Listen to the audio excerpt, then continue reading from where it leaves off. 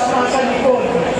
Pero nagkakusap kami ni Pastor Kibuloy at naalala ko at nalaman ko, bakit ba siya tumakbo? Ang sabi niya sa akin, ginulo nila ang buhay ko. Ginulo nila ang ministro ko. Ngayon, guguluhan ko sila. Kaya po ako'y gulat na gulat. Nung ako'y pumasok, sabi ko parang dumadagong-dong ang lugar. Sa tingin ko po, ito ang kick-off na napakaingay,